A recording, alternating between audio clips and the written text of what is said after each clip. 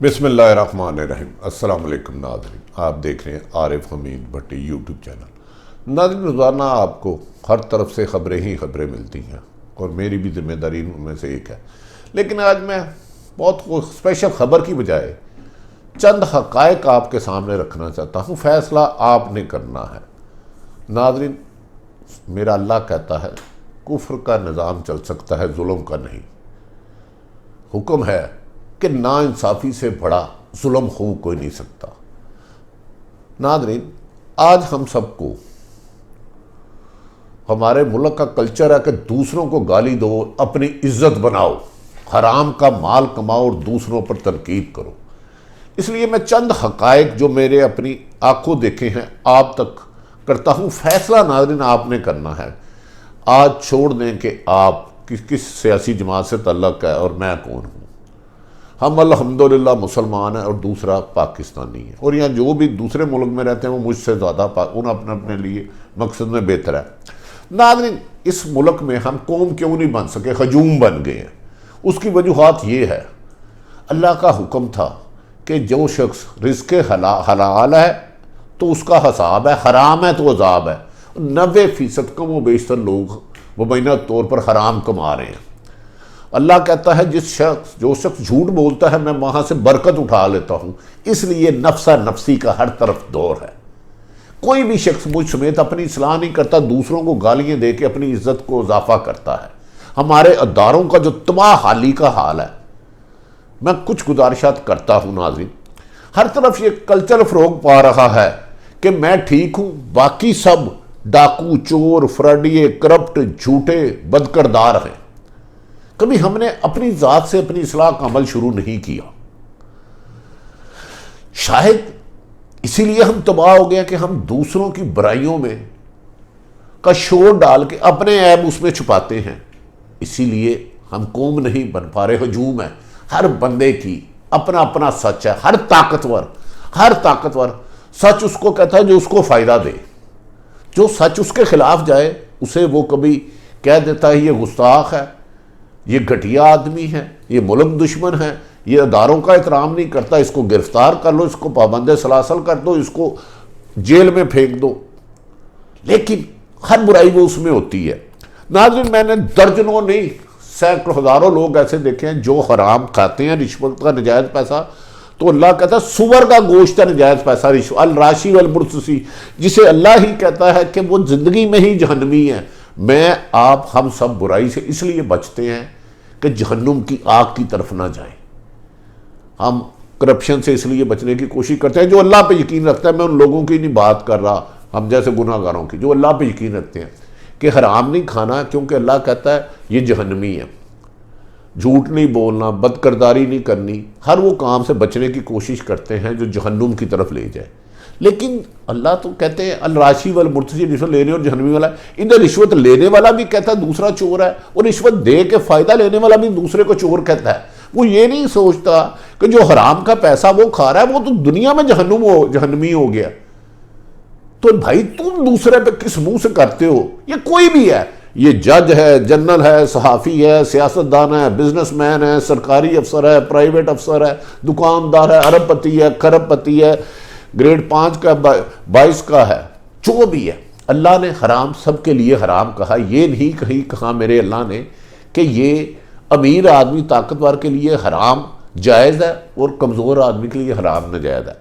ہماری تباہی کی اصل وجہ یہ ہے کہ ہم نے ہر برائی سمیٹ لیا اور دوسروں پر سنگین الزامات کی بارش کر دی ہے، اور خود کو دوسروں پر الزام لگا کے بری الزما کہہ دیتے ہیں میں ٹھیک ہوں۔ ٹیکس قوم چوری کرتی ہے، ٹیکس چوری کون کرتا ہے؟ بڑے بڑے لوگ، اور چوری کراتے ہیں ٹیکس لینے والے، وہ بھی دوسروں کو برا کہتے ہیں۔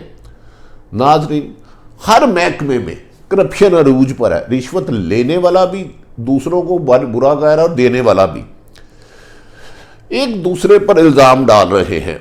دیکھیں تھوڑا سا میں بتاتا ہوں، صحافت میں سارے لوگ ہی اچھے نہیں، یہ ایک تلخ حقیقت ہے، حرام کھایا جا رہا ہے، لیکن اسے ختم کرنا حکومت کی کام ہے۔ تھانوں میں بے گناہ لوگوں کو گناہ گار پیسے لے کے بنا دیا جاتا ہے، گناہ گاروں کو بے گناہ کر دیا جاتا ہے، پولیس حراست میں لوگ مارے جاتے ہیں۔ عدالتوں میں 20-20 سال کیس کا فیصلہ نہیں ہوتا. آصف سعید کھوسہ صاحب نے ایک ایسے شخص کو بری کیا جسے 2 سال پہلے جیل میں سزائے موت پھانسی ہو چکی تھی. 2 محکمے آ گئے. ڈی سی انتظامیہ پٹواری، میں بار بار کہہ رہا ہوں یہ سب کرپٹ نہیں، اچھے لوگ بھی ہیں. انہوں نے تو کرپشن کی انتہا کر دی. تھانے کا مار کھانے والا 1 دن 2 دن زخمی ہوتا ہے. پٹواری تحصیلدار کا فراڈیا اور اس انتظامیہ کا فراڈیا 10 نسلیں جیلوں میں رولتے ہیں، اپنی جائیداد کے لیے مقدمات لڑتے رہتے ہیں. اوورسیز پاکستانی باہر سے آ کے اپنے کروڑوں کی جگہ چند لاکھوں میں فراڈیوں کو بھیج دیتے ہیں. لیکن یہ سارے فراڈ کرنے اور کرانے والے دونوں دوسروں کو برا کہتے ہیں، اپنی اصلاح نہیں کرتے. ہسپتال میں چلے جائیں، مریض آپ کو ڈاکٹر نہیں دیکھتا. پرائیویٹ ہسپتال میں آپ کو اپنا رشتہ دار بنا لیتے ہیں. سرکاری ہسپتالوں کا جو غریب یتیم بیواؤں کے لیے میڈیسن ہے وہ باہر بک رہی ہے، لیکن وہ بھی لوگوں کو برا کہہ رہا ہے. کم سے کم اپنی کرپشن نہیں چھوڑا، اپنا جھوٹ نہیں چھوڑا. آپ کسٹم میں چلے جائیں، 10 کروڑ کی مشینری منگاتے ہیں، 1 کروڑ اس پہ ڈیوٹی لگتی ہے، 10 لاکھ روپے رشوت لے کے 90 لاکھ روپے حکومت کا نقصان کر کے چھوڑ دیتا ہے. لیکن وہ کسٹم والا بھی دوسروں کو برا کرتا ہے. انکم ٹیکس کا بھی یہی حال ہے. ریونیو ڈپارٹمنٹ، یہ ڈی سی پٹواری تحصیلدار نے، انہوں نے تو اس ملک کو تباہ کیا ہے. ان میں اچھے لوگ ہوں گے. ناظرین، آپ کی اپنی جائیداد، ماں باپ کی پردادے کی جائیداد فراڈیے دوسروں کے نام بناتے ہیں پٹواری تحصیلدار، اور اس میں ڈی سی کمشنر تک جاتا ہے، اور آپ 50 سال کیس لڑتے ہیں. کیا ہم نے اس ملک میں دوسروں کو برا کہنا ہے؟ اس میں سب شامل ہیں، کوئی بھی نہیں. میں نے بتایا کسی اہم بات کر دے تو کہہ دیتے ہیں یہ غدار ہے. جوڈیشری کے بارے میں کوئی نامناسب بات ہونی بھی نہیں چاہیے، جس نے آئین میں تحفظ ہے اس پہ کنٹیمپٹ ہے. کسی افسر کو کہہ دے، وہ کہتا ہے صحافی چور ہے. صحافی کو پکڑ لیں، صحافی کہتا ہے آزادی صحافت پر قدغن ہے. کیا ہم نے کبھی سوچا کہ ہم اللہ کو تو مانتے ہیں، اللہ نے جو کہا ہے وہ کیوں نہیں مانتے؟ اس لیے ہم تباہی کے دہانے جا رہے ہیں. آپ کو میں چند مثالیں دے دیتا ہوں. اس ملک میں مارشل لا رہا، انہوں نے جمہوری لوگوں کو برا کیا اور گرفتار کیا، اور جمہوریت آئی تو انہوں نے ماشاء اللہ کو برا کیا، جبکہ خود ماشاء اللہ کی گود سے پیدا ہوتے ہیں. اور جمہوری لوگ میں فوجی ان سے مفادات لیتے ہیں، اسٹیبلشمنٹ کے کچھ لوگ. یہ کیا سلسلہ ہے بھائی؟ کب تک یہ سلسلہ اس قوم کو تباہ کرو گے؟ اس پاکستان میں قانون یہ ہے، جس کے پاس طاقت اور پیسہ ہے وہ جس کی مرضی عزت لوٹ لے، ڈاکے مارے، چوریاں مارے، اربوں خربوں کا فراڈ کرے، اس کو قانون میں نہیں پکڑے گا. لیکن اگر بے بس ہیں، آپ کمزور ہیں، آپ کے پاس پیسہ نہیں ہے، تو آپ کو راستے میں چلتے ہوئے 5 دن کے لیے گرفتار کر لے گا، آپ کو چھوڑے گا نہیں. یہی نواز شریف کہتے تھے زرداری ڈاکو ہے، چور ہے. شہباز شریف کہتے تھے اس کے گلے میں پٹا ڈال کے گھسیٹوں گا. زرداری صاحب کہتے تھے یہ نواز شریف دھرتی پر ناسور ہے، بوجھ ہے. آج ایک ہو گئے. یہی عمران خان صاحب کہتے تھے پرویز الہی کے بارے میں ڈاکو چور ہے، آج ایک ہو گئے. یہی ایم کیو ایم کے بارے میں لڑنے گئے تھے. یہی مولانا فضل الرحمان، پیپلز پارٹی، نون لیگ، محمود خان اچکدی 2014 میں عمران کے دھرنے کے خلاف جو باتیں اندر جوائنٹ سیشن میں کر رہے تھے، آج وہ اسی کے خلاف دوسرا موقف اپنا لیا. جو عمران خان دھرنے کے دوران کر رہے تھے، جو اندر کر رہے، آج وہ اپنا لیا. جو یعنی کہ 2014 میں اپوزیشن تھی، آج وہ لفظ اپوزیشن کہتی تھی، آج وہ لفظ آج کی اپوزیشن کہہ رہی ہے. جو اس وقت کی حکومت کہہ رہی تھی، آج کی حکومت کہہ رہی ہے. آج کہہ رہے ہیں جتھے الٹانا جائز نہیں ہے. یقیناً جائز نہیں ہے، لیکن اگر الیکشن میں دھاندلی ہوئی ہے تو اس کی تحقیقات ہونی چاہیے. اگر آپ زہر کا بیج بو گے تو زہر کا درخت بنے گا. ناظرین، ہم سب کو اصلاح کرنی ہے. ہم نے، آپ دیکھتے ہیں پی آئی سی میں دل کے اسپتال میں حملہ کرتے ہیں وکلا، انہیں کوئی پوچھتا ہی نہیں. ثانیہ ماڈل ٹاؤن ہوتا ہے، ان کے ملزمان آزاد پھر رہے ہوتے ہیں.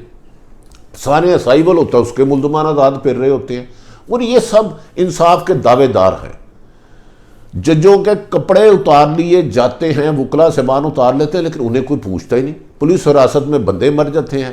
اربوں روپے کی نجائز منشیات ایئرپورٹوں سے چلے جاتی ہیں اور آ جاتی ہیں، کوئی پوچھنے والا ہی نہیں. کیونکہ اس ملک میں ناظرین قانون ہے، اس پر عمل درآمد نہیں ہے.